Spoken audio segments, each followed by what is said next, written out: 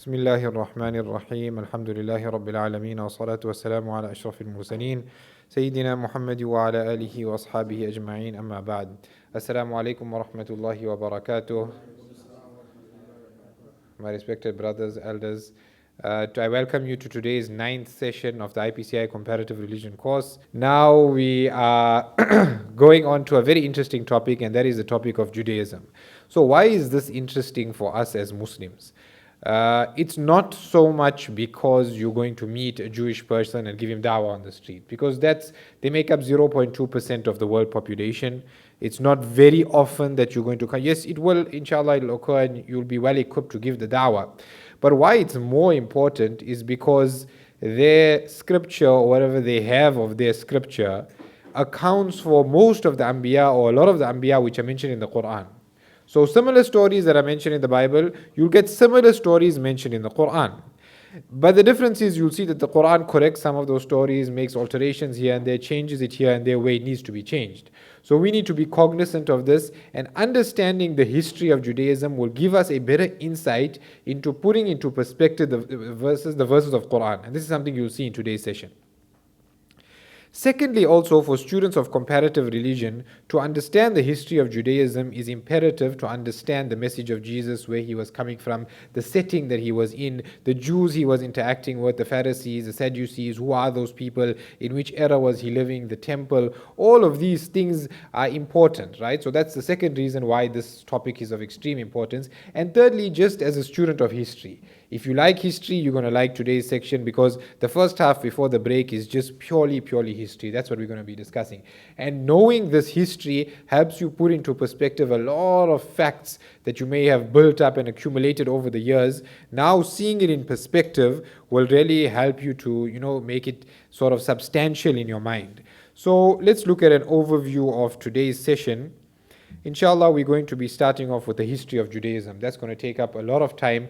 So basically, we're going to look at from Ibrahim alayhi salam, but how it's represented in the Bible, the biblical story, going right down till the time of Isa alayhi salam, Jesus, the destruction of the second temple, what happened to the Jews after that, where are the Jews today, that whole story there, the 12 tribes of Jacob, very, very interesting, and a lot of it will link up with the Quran. And wherever possible, wherever I mention a story that's in the Bible, and the same story comes in the Quran, I'll try to mention the Quranic verse, so we can see the parallels, we can see what's going on there. Then just briefly, we look at the scriptures and beliefs of Judaism. And thirdly, we'll have a small critique on Judaism. Why Jews are wrong. What is wrong about the Jewish religion according to us as Muslims? The fact that they don't accept the final Nabi, the fact that maybe some of them have even engaged in polytheism, the fact that the scripture is not as reliable. We'll look at this very briefly.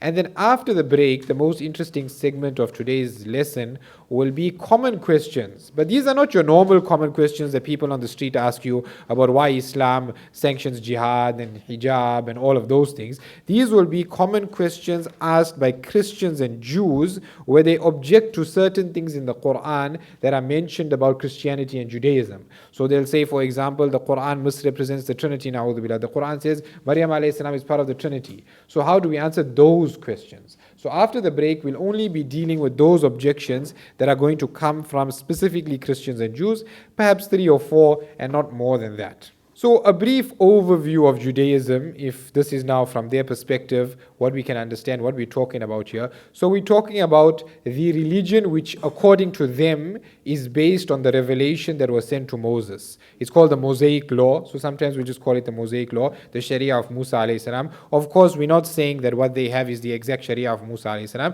but in their understanding, that's what they are following. Originally, the followers of Musa alayhi salam that followed the Sharia were limited to the 12 children of Jacob, who are called the children of Israel. So Jacob's other name is Israel, and that's also mentioned in the Quran. The Quran refers to Jacob as Jacob in some Yaqub and Israel. Both names are used for him. Then their scripture includes the revelation. So the scripture of the Jews is basically the Old Testament, but they wouldn't like you to call it that.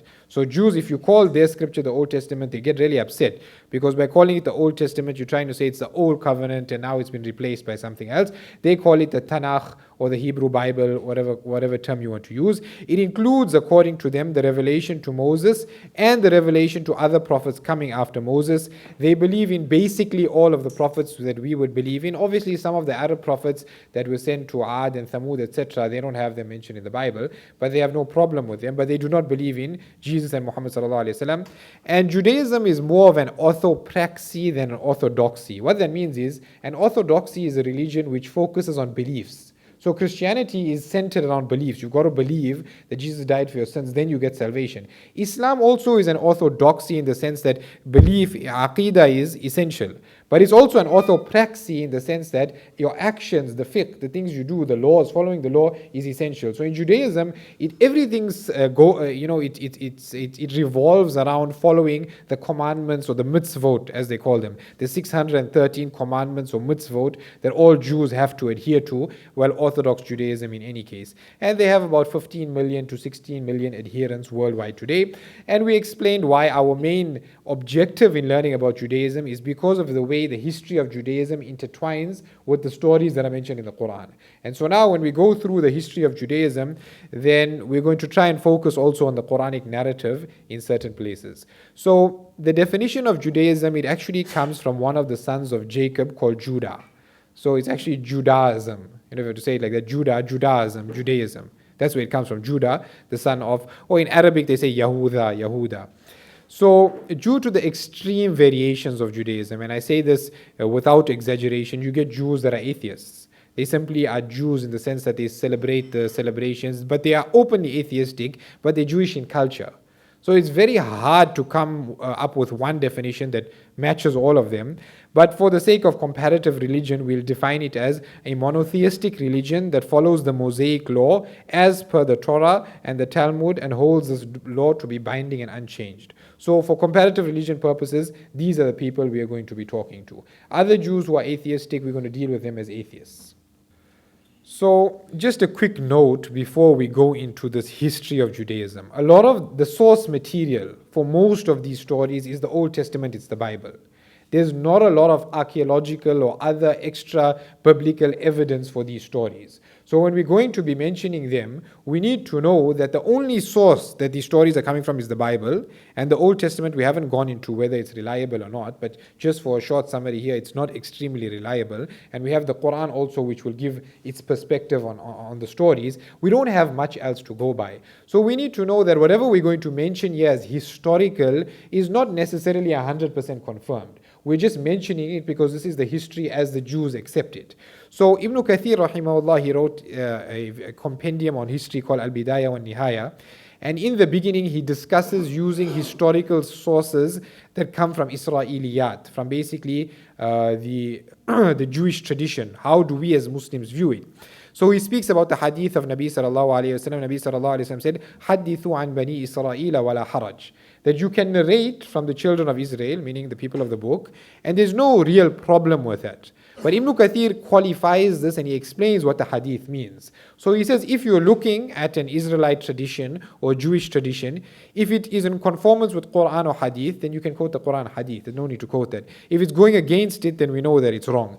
But if you're sitting in this third category where the Quran is silent on it, the hadith is silent on it, there's nothing mentioned, then it is permissible for you to quote the Jewish traditions to explain certain things, to fill in certain gaps, all the while realizing that they have the chance of being wrong and they're not 100% concrete. So this is basically what Ibn Kathir explains in his Al-Bidayah wa Nihaya.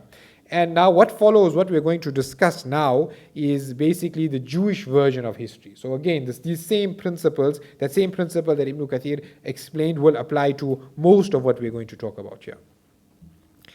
So a good place to start, and I hope you're like history or you're interested in history, because this is the bulk of the session is going to be on that, is with Ibrahim alayhi salam, or Abraham. We're going to use the anglicized version of the names. Why? Because we're taking it from a source that's not Quranic, that's not hadith. So we're going to use, so Abraham is the father of the Prophet, so to say, in the sense that from his lineage comes Ismail alayhi salam, and then Nabi Muhammad sallallahu alayhi wasallam, and his other son is Ishaq alayhi salam, and from there all the children of the Bani Israel came from Ishaq alayhi salam.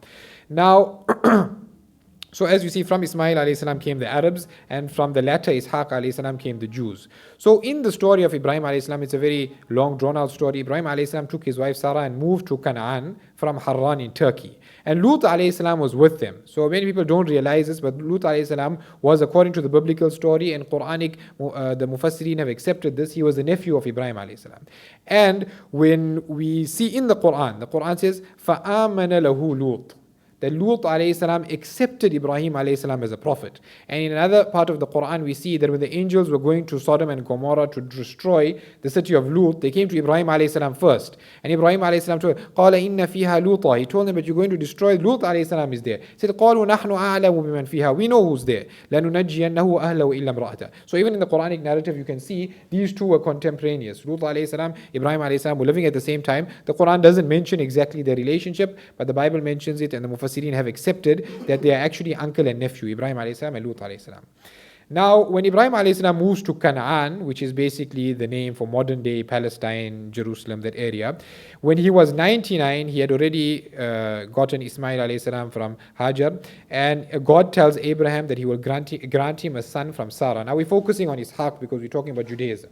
So we're not going to look at the story of Ismail alayhi salam, we're looking at the story of Isaac, and he makes a covenant saying a great nation will come to you from Isaac. So we started off with Ibrahim alayhi salam, we go on to Isaac now. So Isaac has two main children that they talk about, Esau and Jacob, right? And this is the thing, when you're reading these stories, certain things happen there that are a bit like, it makes you raise your eyebrows if these are prophets, you know. So the Bible speaks about how Jacob and Esau were vying for their father's happiness. And Isaac was favoring Esau, but Jacob wanted to get his blessings. So Jacob disguises himself and puts, I don't know how this works, but puts hair on himself so that Isaac thinks that he is Esau, and then Isaac gives him his blessings. Then Jacob becomes the blessed one. Esau is angry, so Jacob runs away now because Esau is going to come after him, or Esau is going to come after him, so Jacob has to run away. So sometimes you think to yourself, but why would a prophet of God do this? But again, there's many stories like this in the Bible. So now Jacob has to flee from his house, so he goes to his uncle, and over there he meets his cousin Rachel, who he falls in love with. He wants to marry her, and again here you see a very dubious incident where he wants to marry Rachel, and on the first night his uncle sends Rachel's sister instead, and then he ends up copulating with Rachel's sister. Now he has to marry her, and he has to marry both of them, and he has to pay the father basically double the dowry and do, double of what he had to do. That's the story as it goes there. So he has these two wives, and from there basically, from the two wives and their servants, he gets the 12 sons. He gets his 12 sons. And from his first beloved Rachel, he gets his son Joseph, which is Yusuf alayhi salam, and Yusuf alayhi salam's story is mentioned through in the Quran in one story from beginning to end. And also Benjamin also comes from Rachel, right? And the rest of the children come from either the other sister or the handmaidens. So these 12 sons of Jacob, and we're not going to mention all of their names here, their progeny now makes up the Bani Israel, the children of Israel. So this whole time Jacob had fled from his home because his brother was after him, and now he comes back to Canaan, which is Jerusalem, that area, with his children and his wives. So now he has two wives, and he has 12 sons and more daughters. And when he comes back, and this is another one of those stories which makes you raise your eyebrows, on the way back now from his uncles, coming back to Jerusalem, he meets an angel and he wrestles with an angel and he beats the angel in wrestling, and the Bible says, you have wrestled with God. And you're thinking, but what does this? Probably it means that the angel represented God or whatever the case is. But it makes you think, what did he wrestle with God? Because that's the literal, that's how it's said there. But maybe there's some metaphorical meaning to it. We don't know exactly what that means. So he wrestles with God, and after this incident, Jacob is now called Israel. And you see the Quran also refers to Yaqub alayhi salam as Israel in many different places, Bani Israel, but many other places. كل الطعام كان حلا لبني إسرائيل إلا ما حرم إسرائيل على نفسه. So Quran talks about Yaqub alayhi salam and calls him by the name Israel. So it's similar to what the Bible is talking about here, that he was then called Israel. Now, the story of the Bani Israel really begins with Yusuf alayhi salam. And this is something I want you to notice, that the Quran, when it mentions, so if we didn't know the history of Judaism, and we were just reading the verses of the Quran, we'll read the story of Yusuf alayhi salam, we'll read the story of Talut, of Saul, we won't know the significance of these stories in the minds of the Jews that are reading this. That these are pivotal moments in the history of the Bani Israel. And obviously, as we know, Allah subhanahu wa ta'ala, this is divine revelation, He knew which were pivotal, which events were key, and that's why He mentioned that. So for Nabi sallallahu alayhi wasallam to already have this information is something that's startling and amazing, that he would know exactly which points are key and which points aren't. So the children of Israel now, Jacob had moved back, he's in Jerusalem, he's living there, and now the story of Yusuf alayhi salam as narrated in the Quran starts. So it all starts with the story of Yusuf alayhi salam. He was loved a little bit more by his father, and we read the Quran saying, إِذْ قَالُوا لَيُوسُفُ وَأَخُوهُ أَحَبُّ إِلَىٰ أَبِينَا مِنَّا وَنَحْنُ عُصْبَةٌ. That the brothers of Joseph said that, you know what, he's more beloved to our father than us. And this doesn't make sense because we are young, we are strong. Why does our father love him more? So they threw him, فَأَلْقُوهُ فِي غَيَابَةِ الْجُبِّ. They threw him into the well. Then he is bought, وَقَالَ الَّذِي اشْتَرَاهُ مِن مِصْرَ. He's bought by Potiphar, as he's called in the Bible, a member of the court of Pharaoh. And then this man's wife attempts to seduce Yusuf alayhi salam. The Quran speaks about this here. قَالَ مَعَاذَ اللَّهِ إِنَّهُ رَبِّي أَحْسَنَ مَثْوَايَ. Yusuf alayhi salam resists the temptations and says, no, I cannot, ma'ad Allah, how can I commit zina with you? Yusuf alayhi salam, he resists this. Then eventually he's sent to jail. In jail, two young men have a dream. وَدَخَلَ مَعَهُ سِجْنَ فَتَيَانِ. And they tell him, يَا صَاحِبَيْ سِجْنِ أَمَّا أَحَدُكُمَا فَيَسْقِي رَبَّهُ خَمْرًا. He interprets the dream of the two men and tells them, you know what, one of you is going to become the wine bearer for the king, the other one is going to have to be crucified, and he interprets their dreams for them. And so when the king now has a dream, وَقَالَ الْمَلِكُ إِنِّي أَرَى فِي الْمَنَامِ, and the king has a dream, he sees 7 fat cows and 7 thin cows. Now he wants the interpretation to his dream. So Yusuf alayhi salam is now summoned from prison. The biblical story, it's very similar in substance, in the basic framework to the Quranic story, but obviously the eloquence of the Quranic story, if you're reading it in Arabic, is obviously something else. So Yusuf alayhi salam then interprets the dream for the king. He tells him what's the interpretation. And the brothers of Yusuf alayhi salam, so Yusuf alayhi salam was thrown into a well, he was picked up, taken to Egypt, and his brothers and his father were still living in Jerusalem. Now it's a drought, there's a huge drought, that was the dream of the king in the first place. So they come to ask for grain from Egypt, because Egypt had a lot of storehouses of grain. And when they come, they realize that their brother is basically, he has charge of a great portion of Egypt. And so all is forgiven. Yusuf alayhi salam says, لا تثريب عليكم اليوم يغفر الله لكم. Everything is forgiven, don't worry. And then after that, he tells them to come and live in Egypt. So he said, ادخلوا مصر إن شاء الله آمنين. So he tells his family, you know what, come and stay in Egypt, settle down in Egypt. There's a drought there in Jerusalem, don't worry about that. I'll give you a piece of land. So the Pharaoh cuts out for them a piece of land. They settle down there, and everything's good because the Pharaoh looks up to them because they are the family of Joseph, and things are looking good, right? But now the story picks up about 2 centuries later. So the Israelites were in Egypt 2 centuries prior. Although the Bible says 430 years, but those 430 years are counting from Abraham, not in Egypt 430 years. But that's a different story. So for 2 centuries now, they're living in Egypt.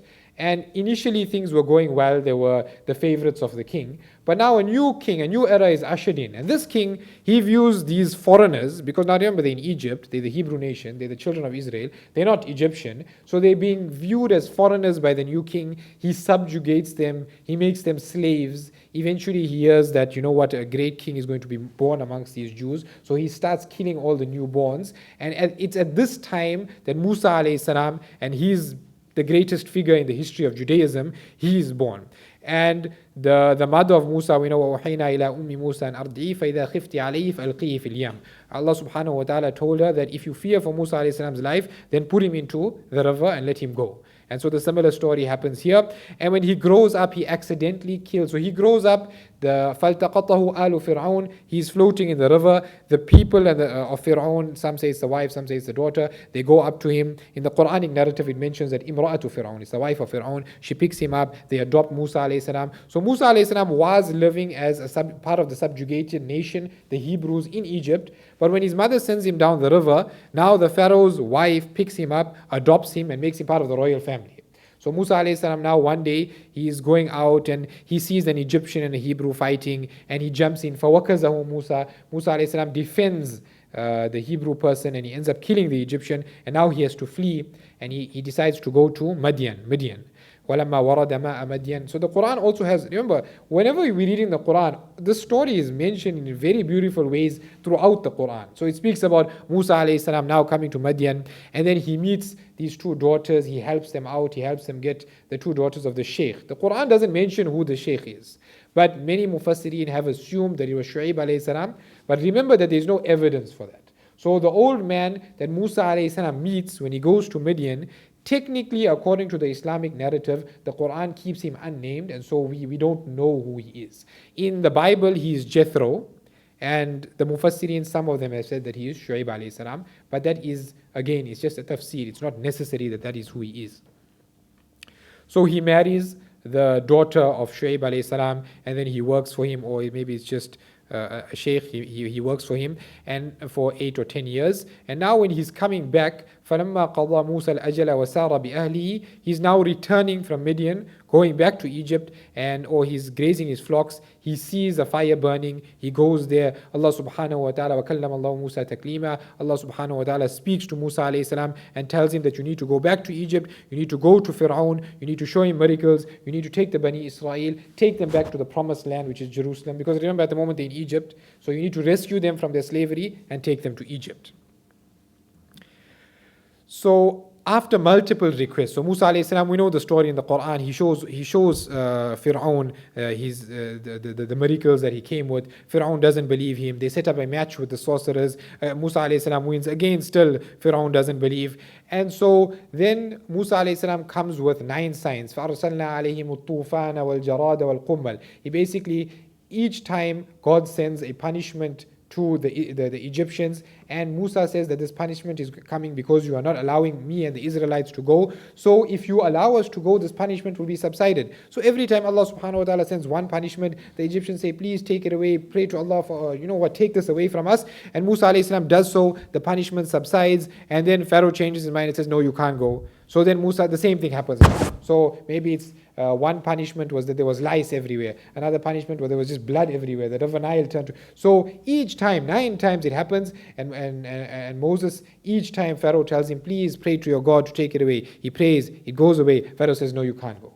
But eventually on the 3rd time, Pharaoh says, okay, fine, you know what, this time I'm really letting you go. Take your people and go to the outskirts, and you can do whatever rituals. So Moses in the Bible doesn't tell him where he wants to go and what. He just says we want to go to the outskirts to do some rituals. And Pharaoh says, okay, no problem, you can go. And the Quran tells the story of how Pharaoh let him go first, but then he changed his mind and began pursuing him.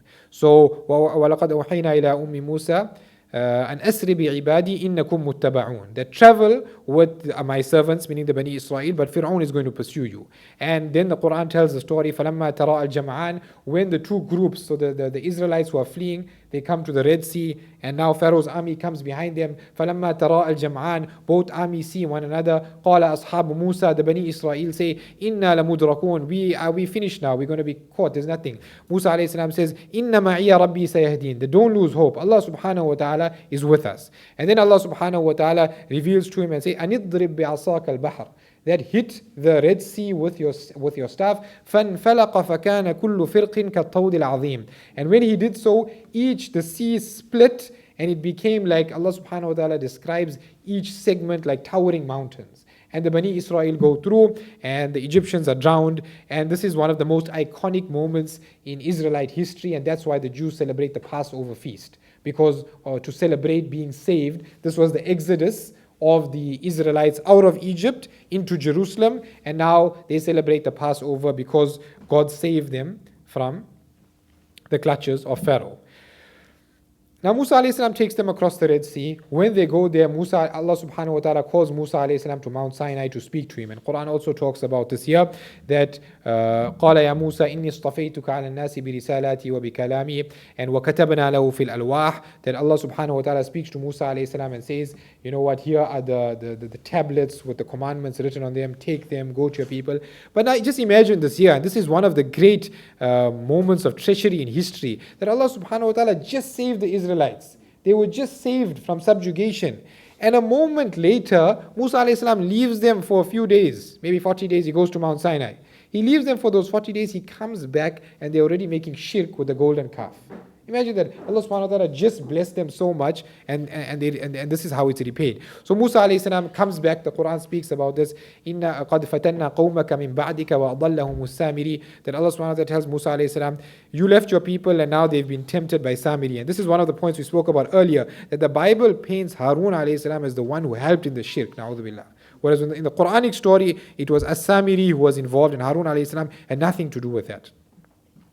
So eventually the Israelites have to make reparations for what they did. Things continue, and now Musa alayhi salam is leading them to the promised land, and he says we're going to have to fight these people who are there to take over the promised land. So you know what, let's go and fight them. And Quran also mentions this story. All of these are key moments in Jewish history. And all of them, there's Quranic verses for all of them. Musa alayhi salam tells them, listen, we have to go and fight. And the spies who went came back and told the people, we can't beat these people, they're giants, they're like this, they're like that. So what the people said, اذهب أنت اذهب أنت وربك فقاتلا إنها هنا قاعدون. That you and your Lord, you all go and fight, we're going to sit here. So they told that. So Musa alayhi salam after that was very angry. He made a dua, and Allah subhanahu wa ta'ala says, يَتِيهُونَ فِي الْأَرْضِ. After that they wandered aimlessly in the desert for 40 years, and that's what also the Bible talks about when they wandered in the wilderness, and the Quran speaks about the story as well. And during this time in the biblical narrative, Musa alayhi salam passed on, and now Joshua, Yusha bin Nun, he then took over the helm and the leadership of Israel. When Joshua takes over now, he leads the Israelites into the promised land, takes over Jerusalem. Now the Israelites are, so to say, stabilized in the promised land in Jerusalem, and they're living there. Now just to give a brief timeline of what's going on here. So Ibrahim alayhi salam was around the 18th century BC, so 1800s, like 1700s BCE, right? And we've got the Exodus, Musa alayhi salam happening in the 14th century BCE. And now Joshua, Yusha bin Nun coming into the promised lands in the 13th century BCE. Till the 11th century, it's like this. So Joshua leads them to the promised land. For 2 centuries, the Israelites are living there. They're not united as one. They're living as 12 separate tribes. And this is called the era of the judges, where they're not united under one kingdom. They're just living there. But they're suffering a lot of attacks from people called the Philistines. Now, it's an interesting point in history that this is where the name Palestine actually comes from, that the British used this word, the Philistines, in the Bible to name that place Palestine. But anyway, that's a topic for another day, and which is the correct name and whatever. But just something to think about there. That they were getting attacked by obviously that's not the current day Palestine, got nothing to do with that. It's a completely separate tribe, but it's just something to think about. So the Jews were living in the 12 separate tribes, and now they come and they say we need to unite under one tribe. And this is an iconic moment in Jewish history. All of the 12 tribes come together under one kingdom. And of course it's mentioned in the Quran. The Quran talks about أَلَمْ تَرَ إِلَى الْمَلَئِ مِنْ بَنِي إِسْرَائِيلَ مِنْ بَعْدِ مُوسَى إِذْ قَالُوا لِنَبِيٍّ لَهُ مُبْعَثْ لَنَا مَلِكًا نُقَاتِلْ فِي سَبِيلِ اللَّهِ. They went to the Nabi, who was Samuel, and told them that appoint for us a king, so we can be united, so we can fight off these people, because currently they're subjugating us, they're killing us, we don't know what to do. And so we know that Talut Malika. Saul was appointed as the king over the entire children of Israel, and he was quite successful in his battles against the Canaanites and the Philistines, and then eventually David came along. And during one of these battles, where Saul was the leader, a young warrior named David rises to prominence when he kills Goliath, one of the most feared of the enemy combatants. Saul invites him to live with him and marries him off to his daughter. So Talut took his daughter and gave it to David, Dawood alayhi salam, to be married together. And eventually, after some time, the Israelites began to feel that Dawood alayhi salam is more suited for leadership. Again, we'd rather use the English names because we have no idea how authentic these stories are. Because according to the story, Talut, or Saul, becomes jealous, tries to assassinate David. David has to flee and make his own army. So whether these stories are true, Allahu Alam, the Quran doesn't have any of these stories. Now, eventually, after a lot of back and forth and fighting, David, who was a descendant of Jacob through Judah, takes over, and he calls his kingdom the kingdom of Judah. And this is where Judaism comes from. That David, once he becomes the sole ruler of all of the children of Israel, he calls his kingdom the kingdom of Judah. He ruled from about 998, we have here, to 967 BCE. All of this is before Jesus, after which his son Solomon took over. So Sulaiman alayhi salam took over after David. Now, according to the Bible, he was said to have 700 wives and 300 concubines, Solomon. Again, we don't know. لا نصدق ولا نكذب, whether that's correct. So a famous story about Sulaiman alayhi salam we know is Saba, the queen of Sheba, and the meeting and all of that. That's mentioned clearly in the Quran. The other thing that's very famous about Solomon is that he built the temple. So the temple of the Jews, which is of utmost importance to the Jews, Solomon was the one who built the first temple. We're going to talk about two temples. The first was built by Solomon, and the Quran also describes the great building works of Sulaiman. يَعْمَلُونَ لَهُ مَا يَشَاءُ مِن مَحَارِيبَ وَتَمَاثِيل. That Sulaiman alayhi salam had jinns working for him who would build all of these great structures. And one of these great structures that he built was the first temple of the Jews. Again, I'm calling it temple, but just remember, for us, we're not going to be viewing it like that. It's a masjid that he built where they're going to worship Allah subhanahu wa ta'ala. But because we're giving the Jewish version of events, that's why I'm using these words. Now, to get all of this building done according to the Bible, he had to get a lot of cheap labor, and he was forcing people to work for a very meager price, and the people weren't happy. So when he passed on, his son Rehoboam took over, and he tried to get the people to work for a low price, but people didn't really like him, and this is when the Jews split up. So 10 of the 12 tribes, so we had this kingdom of Judah here with all of the 12 tribes, in the time of the son of Solomon, these tribes split up. 10 of them moved, made their own kingdom called the northern kingdom of Israel, and only 2 of them, the people of Judah and the people of Benjamin, those 2 tribes stayed in the southern kingdom of Judah. So this was a massive history in Israelite in the historical events of Israelite history, where they split up. 10 tribes went one way and only 2 remained. So you had the northern kingdom of Israel and the southern kingdom of Judea. These 2 kingdoms fought for a while, but they were minor kingdoms. At that time, there was the Assyrian Empire, the Egyptian Empire, that were huge empires, and these 2 were small kingdoms who were really, nothing in the grand scheme of things. Now, if you look at this, you will just see the 2 kingdoms here. In the blue, we have the northern kingdom of Israel, where 10 of the tribes went, and then we have in the orange, the kingdom of Judah, where was only the people of Judah and the people of Benjamin were there. And so that's the picture on the left, or for you guys it's on the left, and on the right we have the Assyrian Empire, which was a massive empire at that time, which eventually, as we're going to speak about, destroyed 10 of the 12 tribes. So the northern kingdom split away, but they didn't last very long. The Bible speaks about how they were involved in polytheism, in a lot of bad deeds, and eventually the Assyrian army came and took over that area. The Jews refused to pay tax, so the Assyrians absolutely destroyed them. They took all of those people back to their lands in Assyria, and these 10 tribes, 10 of the 12 tribes of Israel, are lost to history. This happened in the 8th century BCE, and these 10 tribes, no one knows what happened to them. They were probably assimilated into those civilizations, but they were completely lost. The Assyrians destroyed them, took them back to their homeland, and they were gone. So now you only had 2 of the 12 tribes actually remaining, the tribe of Judah and the tribe of Benjamin in the southern king of Judah. Now, at this point, I'm going to mention a very, very contested 2 verses of the Quran, where Allah subhanahu wa ta'ala speaks about a prophecy, and Allah subhanahu wa ta'ala says that وَقَضَيْنَا عَلَى بَنِي إِسْرَائِيلَ فِي الْكِتَابِ لَتُفْسِدُنَّ فِي الْأَرْضِ مَرَّتَيْنِ وَلَتَعْلُنَّ عُلُوًا كَبِيرًا. Allah subhanahu wa ta'ala in Surah Isra, He says that we have decreed in the book that against the children of Israel, that twice you are going to become extremely disobedient, you're going to become extremely destructive, and when that happens, Allah subhanahu wa ta'ala speaks about the repercussions. So He says, فَإِذَا جَاءَ وَعْدُ أُولَاهُمَا. When the first time comes, بَعَثْنَا عَلَيْكُمْ, we're going to send servants to you, and they are basically going to destroy you, and they are going to enter your homes and destroy everything. Then Allah subhanahu wa ta'ala says, ثُمَّ رَدَدْنَا لَكُمُ الْكَرَّةِ, we'll give you some strength again, but again you're going to cause mischief in the land. فَإِذَا جَاءَ وَعْدُ الْآخِرَةِ, when the second time comes, we're going to send our servants to you again. لِيَدْخُلُوا الْمَسْجِدَ كَمَا دَخَلُوهُ أَوَّلَ مَرَّةٍ, they're going to enter the masjid. The Quran clearly says masjid,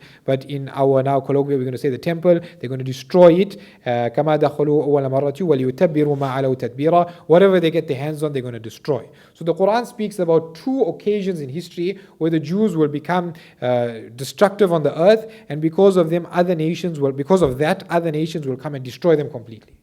Now, what are those 2 events in history? What do they refer to? That's the question a lot of Mufassirin have been talking about. One view is that the first one refers to when the Assyrians came and destroyed the northern kingdom of Israel. That's one very strong view, but it's not the view that we're eventually going to go with. So now we had only the southern kingdom. They were also got tempted into idolatry. They also caused fasad in the earth. And eventually the Babylonian Empire came and took over them. In the year 587, the Babylonians came. They destroyed the temple that Solomon built. So this was the destruction of the first temple. They took the Jews to Babylonia. They kept them in exile there, these tribes. And for about 50 or maybe 40 years, they had to live in exile there because the Babylonians had destroyed the temple and taken them out of Jerusalem. So the southern kingdom of Judah was also destroyed. And the Jews lived well in Babylonia. They gave them, a good place to stay. They didn't really mistreat them. But eventually the Persian Empire came, took over from the Babylonians, took the Jews, put them back in the promised land, and the Jews now built the temple for a second time. So the second temple was built. And now this was in maybe about 539 they came back, and in 428 BC the second temple was built. So all of this is important for understanding. There was a first temple built by Solomon, was destroyed by the Babylonians. The Persian Empire came, put the Jews back there, and now the Jews built the second temple. And we'll talk about the second temple and how it relates to the Wailing Wall that's in Israel currently. So in the world also at that time, most of the small empires went through this phase. First, the Assyrians conquered them, then the Babylonians conquered them, then the Persians conquered them, then the Greeks conquered them, because these were basically the superpowers of the time. So Israel went through the same thing. The Assyrians conquered them, then the Babylonians, then the Persians, then the Greeks. So Alexander the Great, you must have heard of him, he came with the Greek Empire. They took over the area. They allowed the Jews to live as they were living, but they basically imposed their culture on them. And it was at this time in the 300s BC where Jewish thought became Hellenized, Greek philosophy crept into Judaism, and they made a translation of the Old Testament called the Septuagint, which we have today. And so that's important when we're talking about the Old Testament, that there was a translation from that time, 300 BC, that we kind of have to today. So the Greeks did leave their effect at that time.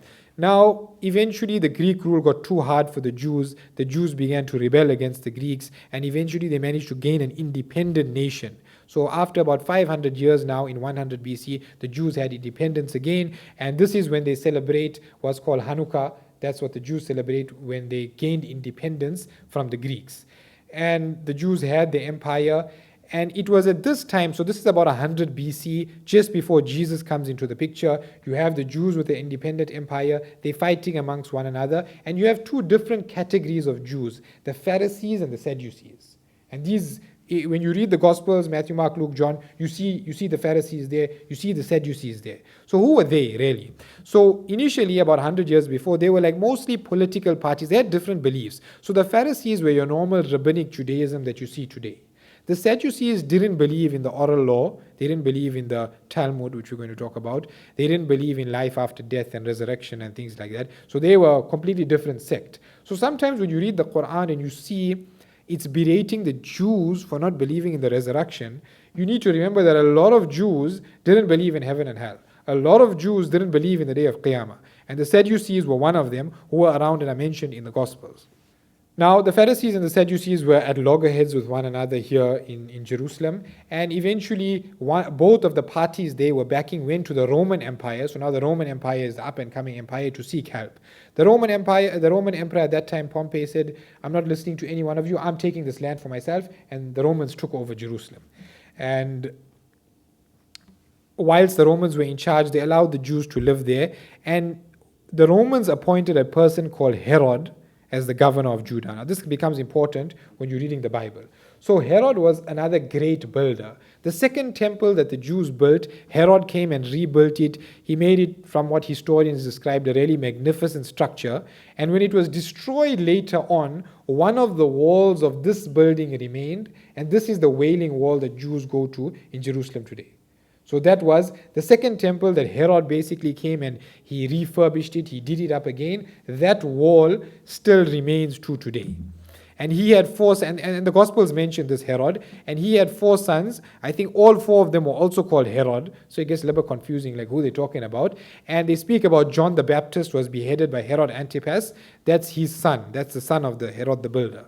So there's a lot of Herods to get your head around. in this whole thing here. And so the Romans were ruling Jerusalem. They allowed the Jews to have like their own leader there, and they would have someone from their side overseeing him who was called a procurator. And this person at the time of Jesus was Pontius Pilate. So if you read in the Gospels, Jesus was taken in a court hearing to Pontius Pilate. That is the Romans procurator who was there in the Jewish territory trying to oversee what was going on. Now, during the time of Jesus, according to the Gospels, he predicted that the second temple that Herod built would be destroyed. And in the year 66, the Jews rebelled against the Romans. There was a 4-year war. Things went crazy. Eventually, the Romans destroyed the entire temple, or whatever we're going to call it, the temple. They destroyed it besides that one wall, which is the Wailing Wall that remains till today. And this is the second temple that was eventually destroyed. And till today, the Jews have had no temple in which to sacrifice in.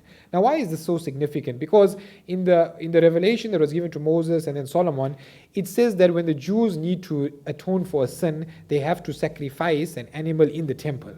So a lot of their rituals revolve around the temple existing. And now when the second temple was destroyed by the Romans, from then till today, they've had no temple in which to do all of their sacrifices in. That explains a lot why they are so desperate to get back to Jerusalem, because they want the temple again. Then the question also comes about is, okay, they have Jerusalem, why aren't they rebuilding the temple? That's an important question, actually. And just on a side note, so if you read a lot of the website of the Jews, they speak about for the third temple to be rebuilt, there's a lot of conditions that need to be met. For example, a red heifer needs to be slaughtered. Now the Quran talks about the Bani Israel, they needed to slaughter a cow, and they said it has to be this color and this and that. So one of the requirements for the third temple to be built is that a cow like that has to be slaughtered. And there's many other requirements. They have to get people who are descendants of Harun alayhi salam, which today is like almost impossible. How are you going to find out who's a descendant and who's not a descendant, So it's very difficult. So that's one of the reasons why they're not building the third temple.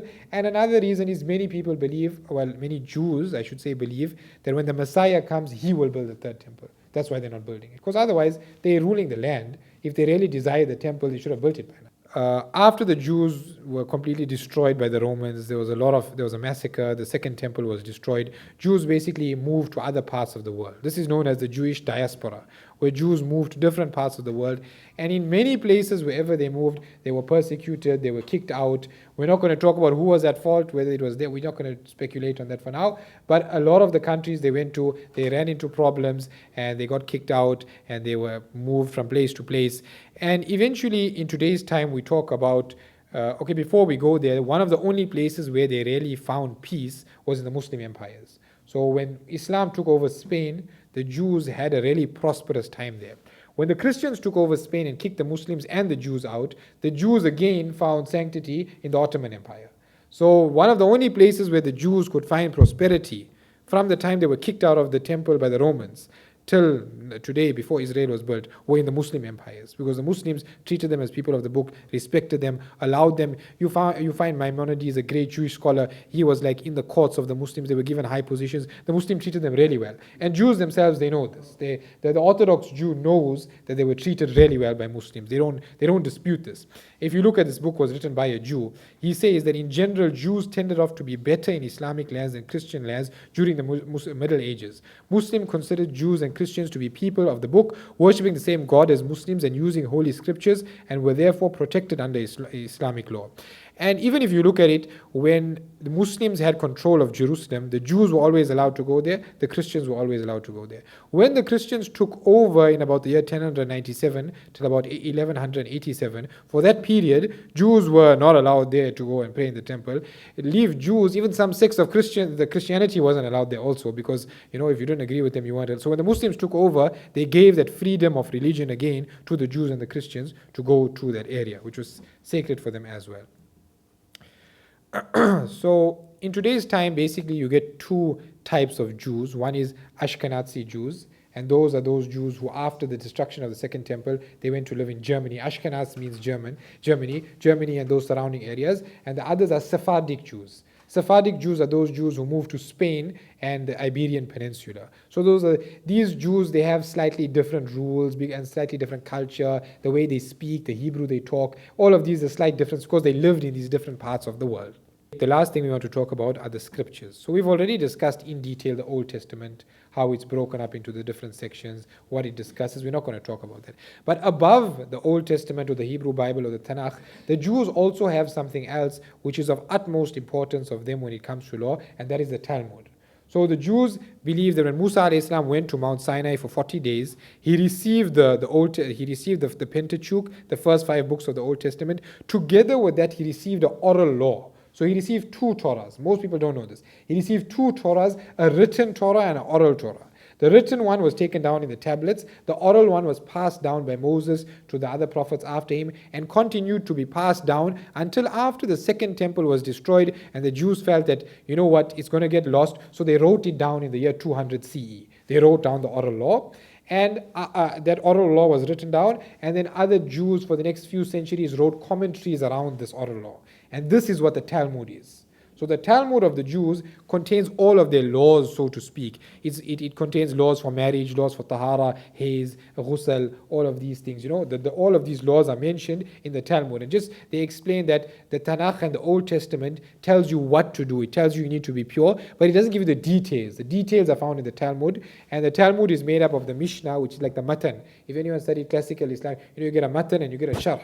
You get like the body of the text and the commentary around it. So the Mishnah is like the body of the Talmud, and you get the Gemara or the Gemara around it, which is the commentary. So that makes up the Talmud.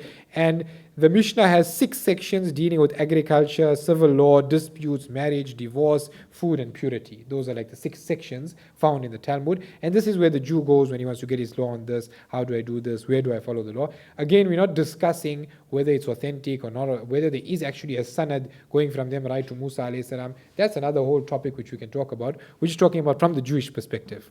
When it comes to beliefs, Jews are not too heavy on beliefs. That's why this list of 13 beliefs was compiled by Maimonides much later in the while he was living in Spain under Islamic rule.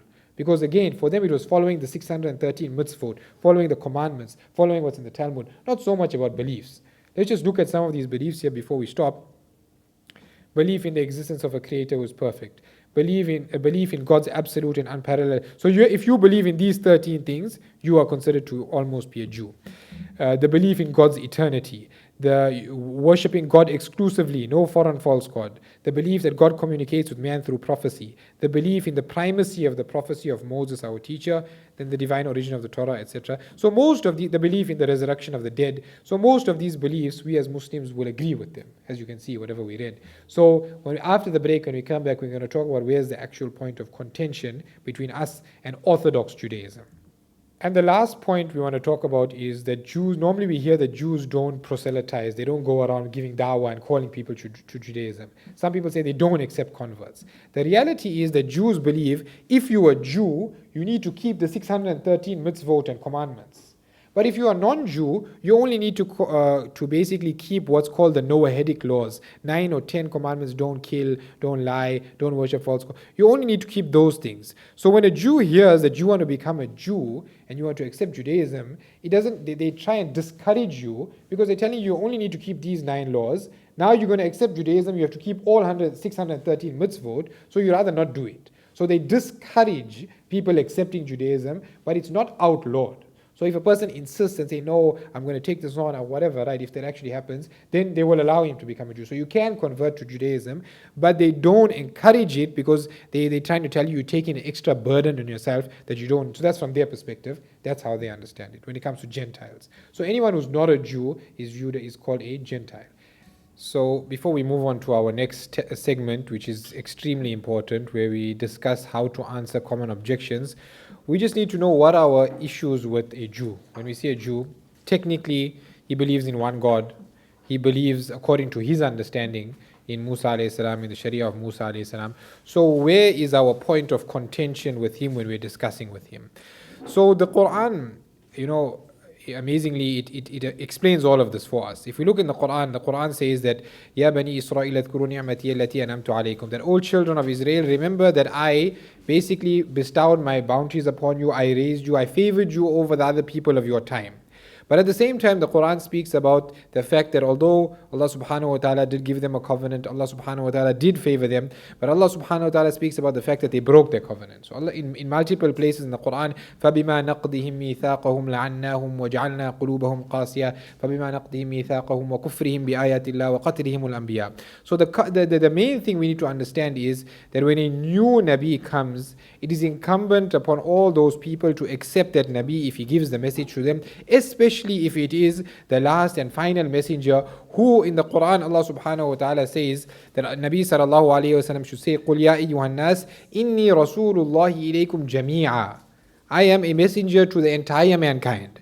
And amazingly, Jews, a lot of them accept Nabi sallallahu alayhi wa sallam to be a prophet, but they say he's a prophet to the Gentiles. And some of them even use ayat of the Quran to back this up. They say, بَعَثَ فِي الْأُمِّيِّينَ رَسُولًا.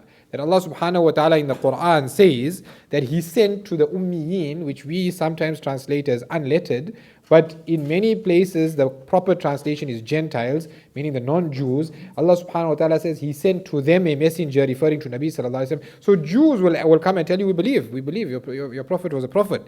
But he was a prophet lil Ummiyin, because Quran says that.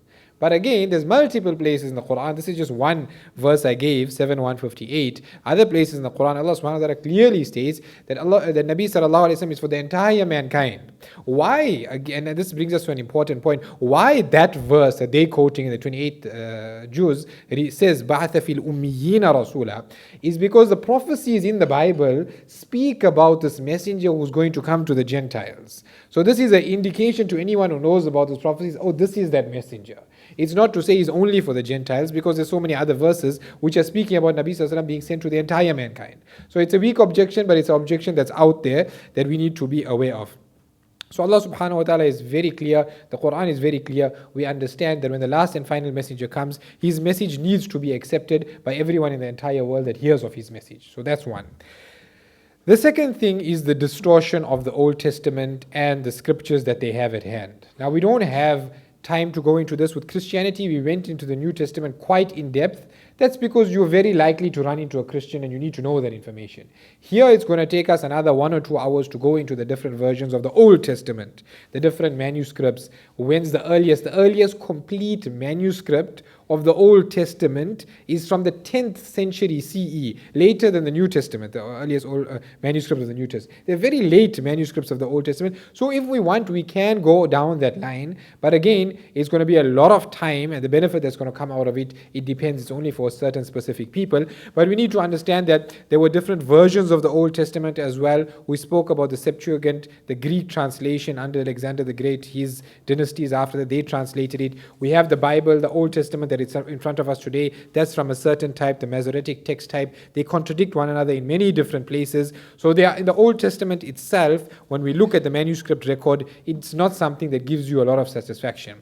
Then the other thing we find, and this is going to be next week's session when we do the combat kit, is the blasphemous statements about the prophets that are found. So we find Lut alayhi salam, na'udhu billah, his daughters made him drunk, and then they had intercourse with him, and these kind of things. That, as a Muslim, the Quran makes it a point to speak about the good qualities of all Anbiya. Ni'mal abd. Quran speaks about a Nabi, Ni'mal abd. What a wonderful slave he was. Sulaiman, Dawood alayhi salam, Wahab, Ni'mal abd. All the time, this was the message that we get about the Anbiya. So it's inconceivable that these would be the original revelation that was there, right?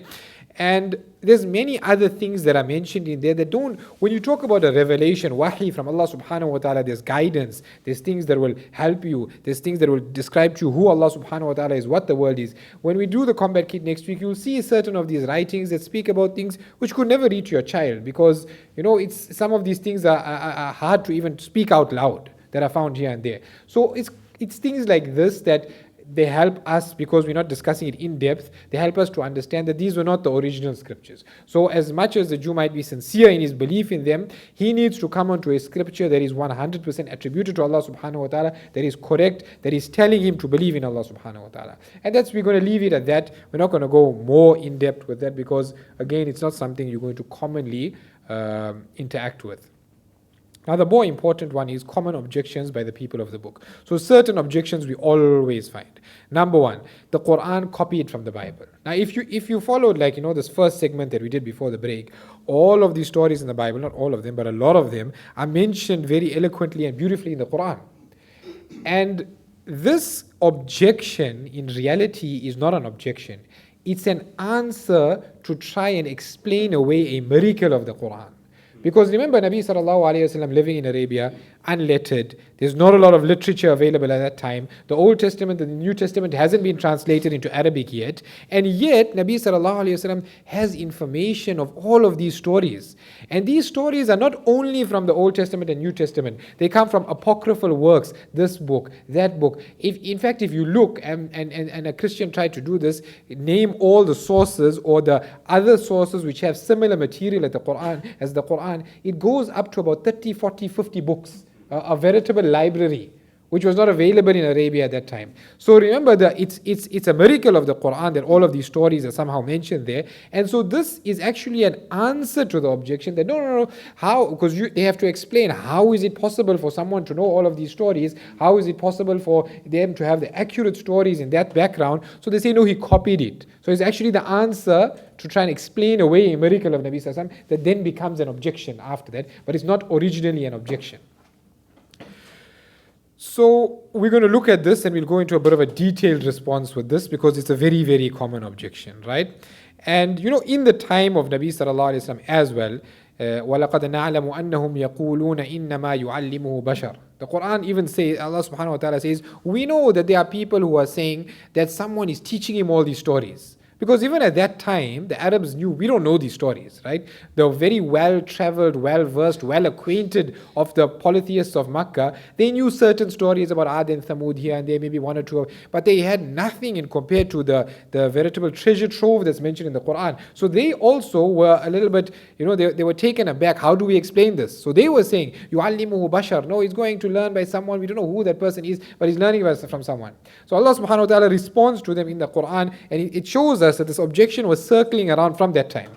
And then Allah subhanahu wa ta'ala says, لِسَانُ الَّذِي يُلْحِدُونَ إِلَيْهِ أَعْجَمِي وَهَذَا لِسَانٌ عَرَبِيٌّ مُبِينٌ. And Allah subhanahu wa ta'ala turns the tables on them and says, even if we assume that that's the case, but how do you account for the eloquent Arabic that you can't match? Because it doesn't answer that question.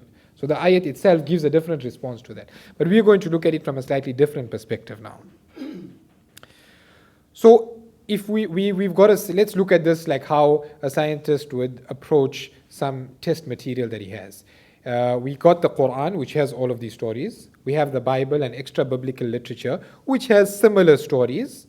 Now we want to explain the similarity in these two sets of documents. So what's the two possibilities? Possibility number one, which is being suggested in the objection, that the author of the Quran, the Nabi Sallallahu Alaihi Wasallam, according to them, copied from this. Text B copied from text A. That's a possible hypothesis. A second possible hypothesis that we're going to be suggesting is that text A was inspired by the same person as text B. But one of them, text A, the Quran, is still, it's still in its original form. So we have two possibilities to explain the similarity. We can't say it's a coincidence, coincidentally it came, that's out of the question. So either text A copied from text B, or both of them were inspired by the same person, right? Those are the only two options. Now, if the first hypothesis is true, that the Quran copied from the Bible, then the errors that are there, you would expect to find them replicated there. Or the stories that are there, let's say even if we don't call them errors, you would expect to find almost the same thing there if it was copied, without much differences, without many differences, right? If the second is true, the second hypothesis is what? That a divine source was responsible for both, but one got corrupted and the other is still pure, then you would expect to find mistakes here that are not there. So that's how we would approach this from a scientific point of view, that these are the two hypotheses. If this is found, if the errors that are there are not there, then we know that hypothesis 2 is correct. There's no other way of looking at it. So facts to consider that we need to put on the table is that there is no record of Nabi Sallallahu Alaihi Wasallam having studied with any Jew or Christian, and he was unlettered. So minute details of the life of Nabi Sallallahu Alaihi Wasallam are recorded to like a very astounding degree from his life in Makkah and Medina. Yet there is no record of him ever studying with a Jew or Christian. And because of this, people who push this view have said, no, his uncle, or Khadija radiallahu anhu's uncle, Waraqa bin Nawfal taught him. But remember, Waraqa bin Nawfal passed away a few months after Nabi Sallam became a Nabi. So what about all those surahs that were coming down in Medina 20 years later? How are you going to explain that? It's not going to work. Some say, no, Nabi Sallam, when he went for trade journeys to Syria, then there were a lot of Jews and Christians there, so he picked up. But again, that was in the early part of his life, once or twice. What about the whole time in Medina and all of the stories that are coming to him there? None of the information, and remember the Sirah compilations, especially the early ones, didn't really differentiate between Sahih and Da'if and that. They were trying to gather everything that could possibly be gathered. Whether it's authentic, whether it's not authentic, they were trying so that nothing is lost. And yet in these compilations, we don't find any record of anything like that. So that's an important point to remember. There is nothing in record. So there existed no known Arabic translations of the New or Old Testament till the year 900 CE. So Rabbi Sadia Gaon, he translated the Old Testament, and in Bukhari it speaks about Waraqa bin Nawfal, that he used to translate the Old Testament into Arabic, but those were partial translations here and there. Nabi Sallallahu Alaihi Wasallam himself didn't. Remember, these stories that are mentioned in the Quran, the story of Maryam alayhi salam, Huzzi ilayki bi jiz'in nakhla, all of that doesn't come in the New Testament. It comes in apocryphal works outside the New Testament. These were not translated. There's no record of any of these being translated. So we just need to keep all of these facts in mind. The revelation continued for 23 years. In the Meccan surahs and in the Medinan surahs, we find these stories of the previous Anbiya. So if you are going to claim that there was a source, this source would have had to be with Nabi Sallallahu Alaihi Wasallam in the time he was in Makkah and Medina, if he was copying from something. And who was the secret teacher? If you're claiming it's a person who knew all of these stories, who was the secret teacher? It was Allah, obviously, right? But again, you need to ask the person who's claiming this, that who you're just claiming that there's a secret teacher. That's not good enough. You need to have evidence for your claim. Now, we need to understand a few points here that we're going to use to show where the Quran corrects the Bible in certain usages. Because remember, we said, if Quran copied from the Bible, then the errors that are there we would have expected to find it here. But if the Quran was from a divine source, the Bible was from a divine source, but the Bible was corrupted slightly and the Quran wasn't, then the errors that are there will not be found here. So that's what we're going to look. So we're going to look at certain examples. So what is the ruler of Egypt called? So if you look in the Bible, the ruler of Egypt at the time of Abraham, at the time of Joseph, at the time of Moses is called the Pharaoh. Right? The Pharaoh, Abraham goes to the Pharaoh. Or in all of these cases, and I've got the references here, he's called the Pharaoh. Right? But historically, the term Pharaoh only began to be used in the new kingdom of Egyptian history. So you get the Old Kingdom, the Middle Kingdom, the New Kingdom in Egyptian history. The New Kingdom starts from around 1500 BCE. Jacob and Abraham were before that. They were 1700, 1800. So Jacob and Abraham were not part of this new kingdom. When they were alive, the term Pharaoh wasn't the correct term to use for the ruler of Egypt. Only in the time of Musa alayhi salam, in the time of Moses, did the term Pharaoh become the correct term to use for the ruler of Egypt, right? Although the Bible uses it across the board. So we would have expected, if someone was going to be historically accurate, that in the time of Jacob and Abraham, when you're talking about the ruler, in the Joseph, Jacob, you're talking about the ruler of Egypt, you were not going to use the term Pharaoh. And in the time of Moses, you're going to use the term Pharaoh. And when we look at the Quran, that's exactly what we find. Throughout the Quranic story of Musa alayhi salam, I don't have all of the reference here that I was supposed to have, but we can quote them. The term used for the ruler of Egypt is Pharaoh. And Musa alayhi salam says, Ya Fir'aunu, inni rasulun min rabbil alameen. Throughout the story of Musa alayhi salam, go now 300-400 years earlier to the story of Yusuf alayhi salam. When Yusuf alayhi salam is in Egypt, what's the word used for the ruler of Egypt? وَقَالَ الْمَلِكُ إِنِّي أَرَى سَبْعَ بَقَرَاتٍ سِمَانٍ وَقَالَ الْمَلِكُ ائْتُونِي بِهِ. Third time, more times, every time, Malik is used, Malik is used, Malik is used, king is used. Why? It's the same land. It's talking about Egypt. It's talking about the ruler of Egypt. But at that time, the term Pharaoh had not yet been coined. So therefore, the Quran is very specific in its usage. It uses king before the young kingdom, and after the young kingdom, it uses Pharaoh, exactly as historical records have demonstrated. So that's something amazing. It's only discovered recently, a very precise usage of these terms in the Quran as opposed to the Bible. Again, we may not say the biblical one is a mistake. We don't have to say that, because nowadays when we talk about the rulers of Egypt, we just call all of them pharaohs. So technically, it's okay. But what's our hypothesis? If the Quran copied from the Bible, it should have used the exact terms that the Bible used, but it went one up and was historically accurate in its usage. So this is already one example of a change that perfectly matches history, right? And then you can just see a timeline there. The old kingdom was like 2700, 2100 BC. That's when the pyramids were built and things like that. The new kingdom comes in from 1500 BC, and Musa alayhi salam was around 1300, 1400. Jacob and Abraham will well be before that. There's just a small timeline there. Abraham, Joseph. This again, these are approximations, so some might say 2000, 1000, but it's definitely before the new kingdom if you just look at this timeline. That's example number one, the usage of Pharaoh and whether it's called Malik or Fir'aun in the Quran. The second example is the Exodus. So we spoke about the Israelites living in Egypt. Musa alayhi salam goes to them to rescue them, to take them to the promised land. They cross the Red Sea, that whole story, right? So in the Bible, before that, Jacob and his 12 sons had migrated to live with Yusuf alayhi salam in Egypt, because Yusuf alayhi salam was now like a governor there. So he called them, Udkhulu Misra, come live here. This was before that. And the Bible speaks about maybe 70 people that came. Jacob, his 12 sons, all of their relatives go now to Egypt to live. Not many people, maybe 100, less than 100 people go there. 200 years later, or if you're going to go by the Bible, let's even say 400 years later, when at the time of Moses, the Bible claims that there's 600,000 women only. So that means 2 million, if you have to estimate and include the men and the children now, almost about 2 million people.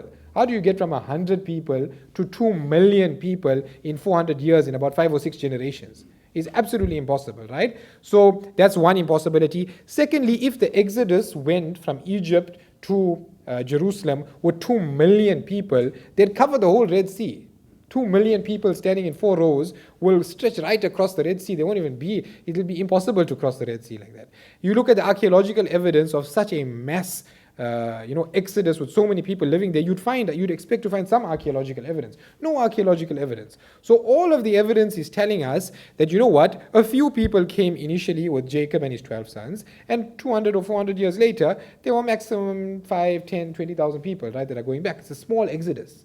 But the Bible is talking about 600,000 people. When you extrapolate it, 2 million people that made this Exodus. Now what does the Quran say?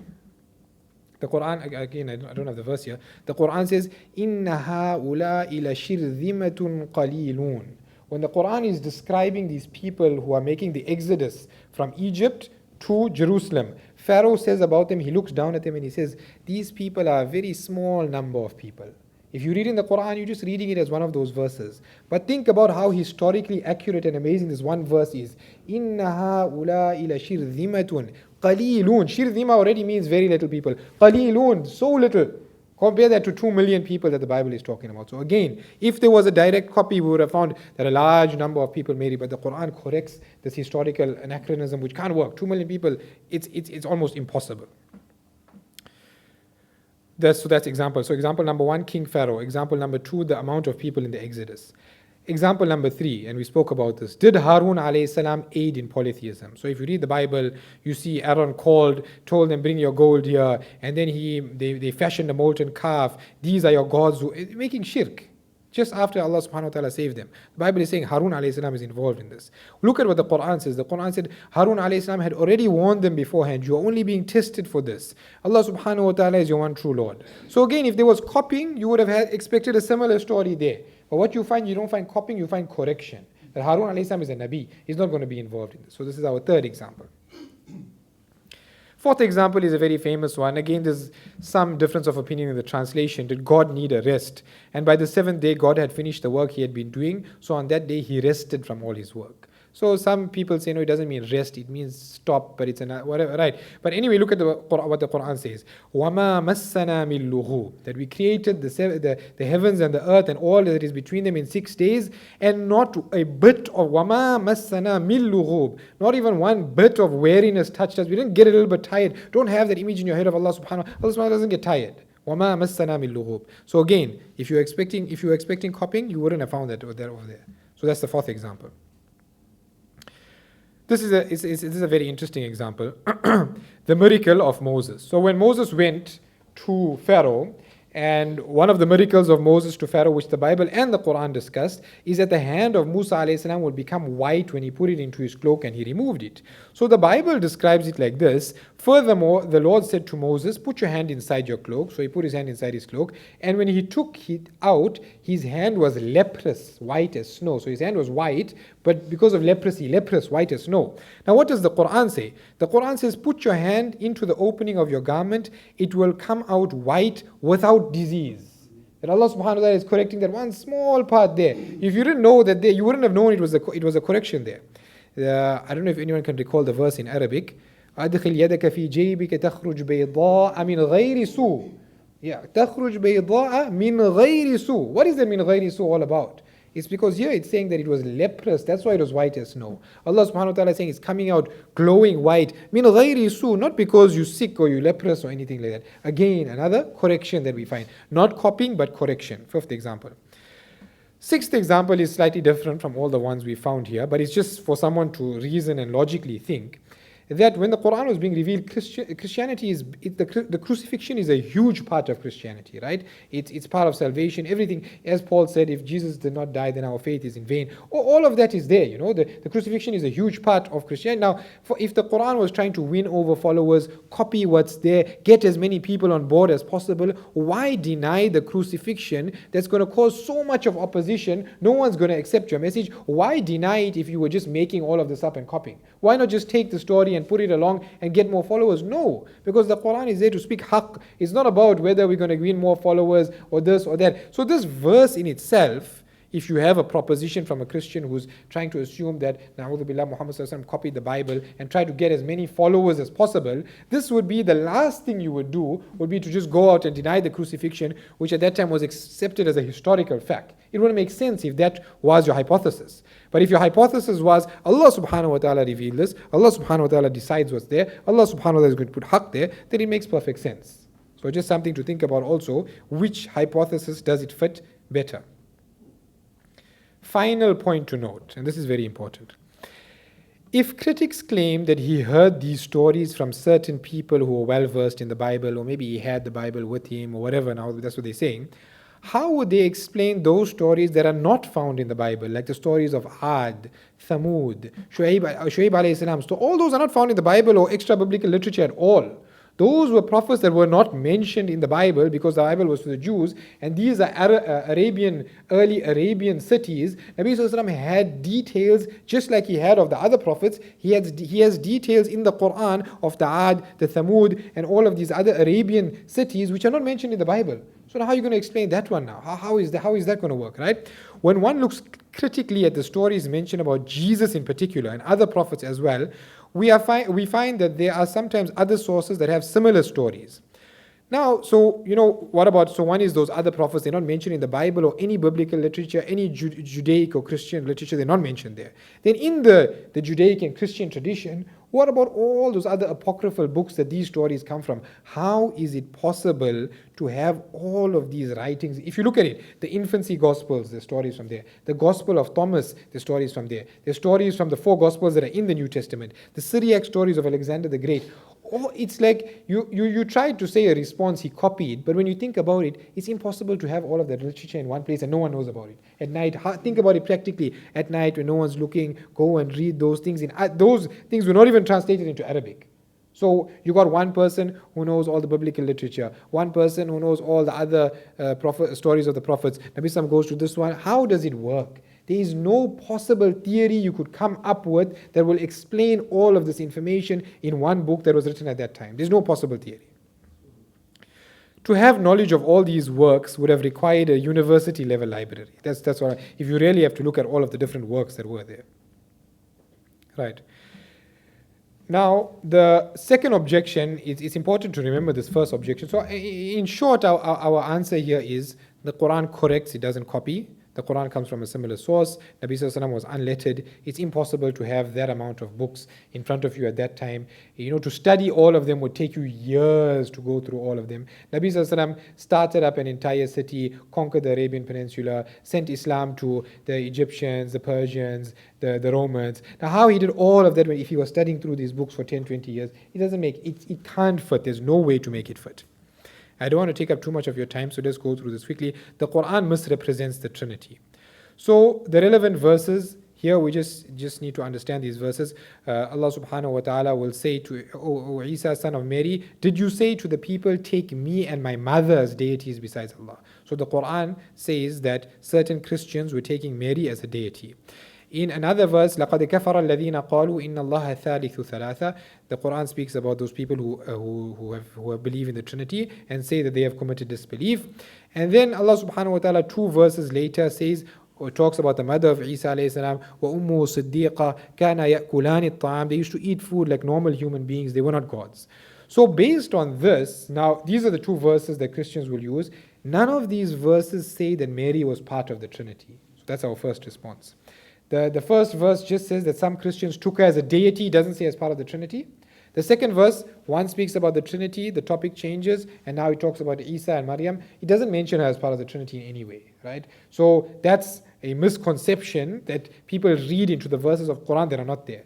But the Quran does claim that Christians took her as an ilah. That's there. We're not going around that. But we're making a difference between the two. The Quran didn't say that the Christians thought she was part of the Trinity.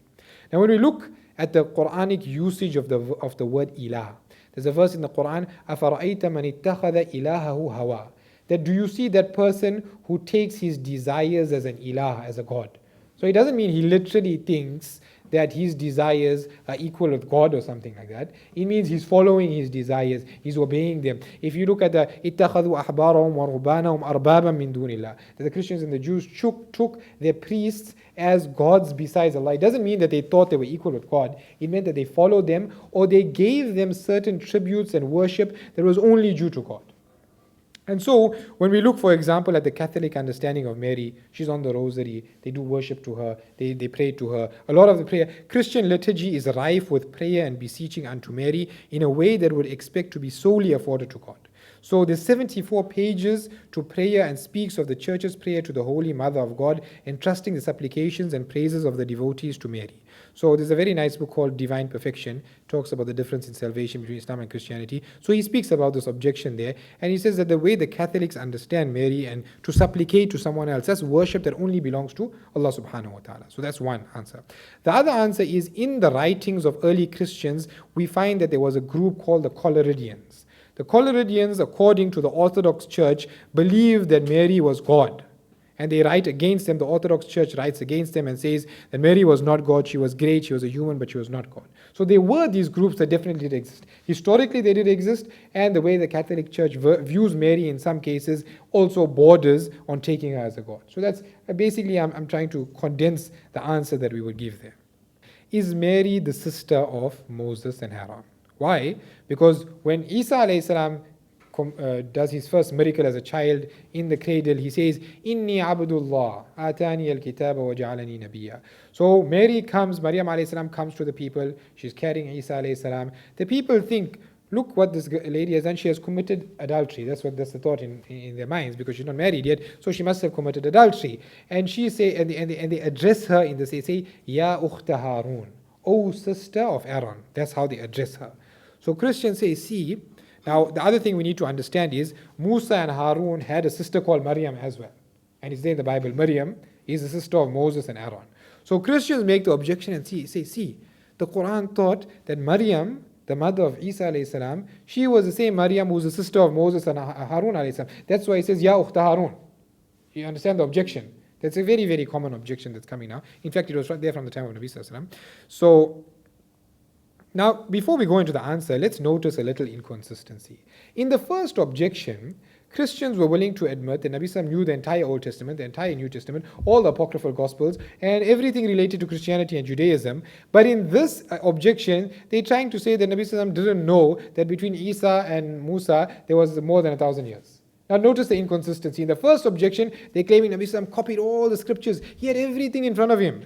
And now what they're saying, no, he didn't even know a basic thing that we all know here, that Isa alayhi salam came well after Musa alayhi salam. So notice the inconsistency between the first objection and the third objection. You're changing your whole paradigm now. Why? Because your goal is something else. So already that it doesn't make sense. How can you make both objections at the same time? Completely inconsistent. Now the response to this is very simple. If you look at the ahadith, before we get to the ahadith on the topic, Nabi Sallallahu Alaihi Wasallam mentioned in many ahadith that it was Isa Alayhi Salam, and then there was no prophet after Isa Alayhi Salam and him. It was then Nabi Sallallahu Alaihi Wasallam coming. When you look at the Quran says Isa Alayhi Salam predicted a prophet to come after him called Ahmed, referring to Nabi Sallallahu Alaihi Wasallam. So the understanding was between Isa Alayhi Salam and Nabi Sallallahu Alaihi Wasallam, there are no other prophets. But if you look at the story of Dawood Alayhi Salam, they speak about the Tabut coming, fi sakinatu min rabbikum wa baqiyatu mimma taraka alu Musa wa alu Harun. The Quran clearly speaks that after Musa and Harun, there was Dawood, there was Sulaiman, there were all of these events. There were so many prophets that came after Musa and Harun. So if Musa and Harun were at the time of Isa alayhi salam, it doesn't make sense because Nabi Sallam is clearly saying there's no other Anbiya in that bracket. So that's one point to remember. Then when you factor in ahadith, you can clearly see Nabi Sallam saying that Isa alayhi salam, between him and Isa alayhi salam, there's no other prophets. And when you look at the Quranic narrative, it's quite clear the Quran knows which prophet is in which place. Second thing, when you look at the story of Maryam alayhi salam, when the wife of Imran makes the dua, Isa alayhi salam comes, it's in a completely different setting from the story of Musa alayhi salam when he was a child. The setting is different. One is set in Egypt, the other one seems to be set in Jerusalem, the way it's described. The whole description is because the story of Maryam alayhi salam when she's born as a child and she grows up is all mentioned in the Quran. The story of the mother of Musa alayhi salam, who here and she is talking about, and then his sister comes and follows Musa alayhi salam, is also mentioned in the Quran. And they mention in two different places, two different settings. It's obvious to the reader that these are two different people. The Quran is not conflated. The fact that people have similar names, is not a good enough evidence for this. But we're going to talk about how we understand Ya Ukhta Harun. Now in Sahih Muslim, this exact question was posed to Nabi Sallallahu Alaihi Wasallam. So Mughira bin Shu'bah was with the Christians of Najran, and they asked Mughira bin Shu'bah, and they said, you recite Ya Ukhta Harun, O sister of Aaron, yet Moses preceded Jesus by such a long period. So they asked Mughira bin Shu'bah this question. So Mughira bin Shu'bah, when he visited Nabi Sallallahu Alaihi Wasallam, he said, you know what, these people are telling me this. So Nabi Sallallahu Alaihi Wasallam said, no, it's not that. They used to name themselves after the prophets and pious that came before them. So they would give them alqab, they would give them titles based on who was in their lineage before that. So Nabi Sallallahu Alaihi Wasallam gives that answer. Again, it's not an explicit, so Nabi Sallallahu Alaihi Wasallam is not saying she was named after Maryam, who was the sister of Harun, or she had a brother named Harun who was named after that. Nabi Sallallahu Alaihi Wasallam is not explaining to us the details, but what Nabi Sallallahu Alaihi Wasallam is saying is that it's not obviously the same one. Nabi Sallallahu Alaihi Wasallam is saying, I know that. It was just a case of them being from the same lineage or being named one after the other. So if you factor hadith into the equation, it's quite clear that Nabi Sallallahu Alaihi Wasallam knew exactly who the two were. So the classical understanding of that verse was that this Maryam, the mother of Isa alayhi salam, was named after Maryam, the sister of Harun alayhi salam, because Harun alayhi salam was so pious and Maryam. So Ya Ukhta Harun, meaning your ancestor was Ukhta Harun. That's one way of explaining it. A lot of the Mufassirin have gone with that. Another explanation that also makes a lot of, so the other one is what you said, is that she actually had a brother called Harun, right? But that there's no historical evidence for that, and why would they just call, so we can posit that as well, but easier to say that she was named after Maryam, the sister of the actual Harun alayhi salam, right? That's one answer. Second answer, which I'm going to give, which I like, is that in Arabic, it's very common, the term ukht and akh is used to show belonging to a tribe. So Ibn Kathir mentions this under this verse. He says, Ya akha bani Tamim. That you brother, but it means you who belongs to that tribe. Ya akha mudar. He has it there in his tafsir.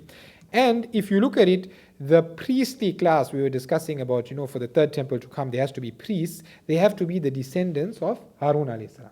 Right? To be from the descendants of Aaron means you're from the priestly class. And if we look at Maryam alayhi salam, she was consecrated to the temple. She was there. Again, I'm using the word temple. We could say masjid. She was there. She was in the. So it seems based on that she was possibly from the priestly class, which is from the lineage of Harun alayhi salam, which is from the tribe of Aaron, the Levites. So Ya Ukhta Harun would mean, one who comes from the priestly tribe. How could you do something like this? Understand how it works, right? And if you even look at it in the Gospel of Luke, the Gospel of Luke mentions that Elizabeth is the relative of Maryam, Mary. And it mentions that Elizabeth is from the tribe of Harun, from the tribe of Aaron. So although it could be, she could be from her mother's, father's side, we don't know. But Elizabeth is from the tribe of Aaron and she's a relative of Mary. So again, there you're getting an indication towards this interpretation of the verse. So this interpretation of the verse is, there's the relevant verses there, where Elizabeth, your relative, is going to have a child. And Elizabeth was also a descendant of Aaron. So the Quran could be referring to that. Again, we're not sure exactly, there's a lot of difference of opinion on what the verse exactly means, but we're 100% sure that it wasn't because Nabi Sallallahu Alaihi Wasallam thought that they were both the same person. That's obviously out of the question, and we can prove that via the ahadith and the Quranic narrative.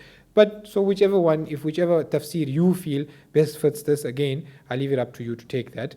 This is the one I like. Also, it has, I'll just end off on this point, I will stop here. It has certain other repercussions in the sense that, remember, this is a point I may not have mentioned. According to the Jews, there were three types of messiahs. You get a prophet messiah, a priestly messiah, and a king messiah. So the Christians like, a lot of people don't know this, they like so that you get three types of messiahs. The king messiah has to come from the line of David. That's why Matthew and Luke, they join Jesus' lineage up through Joseph, they join him up to David, because the king messiah has to come from there. But this could also be a subtle hint that Isa alayhi salam, Joseph is not his father. He goes through Maryam alayhi salam. And Judaism, normally, you follow your mother when it comes to this. So it could be a hint that, you know what, Isa alayhi salam is the Messiah, but he's not the king Messiah when you come that he's waiting for. He's actually a prophet Messiah or a priest Messiah. This is, again, just a modern theory, just throwing it out there, how people look at these different verses.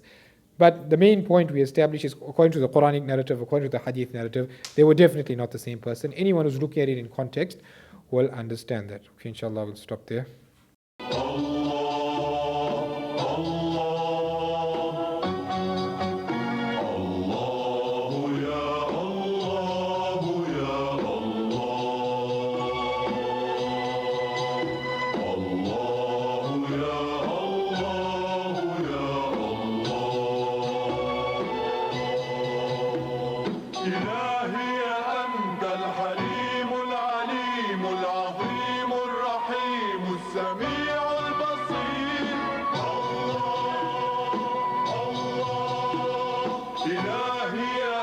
الحميد المجيد الرشيد الشهيد اللطيف الخبير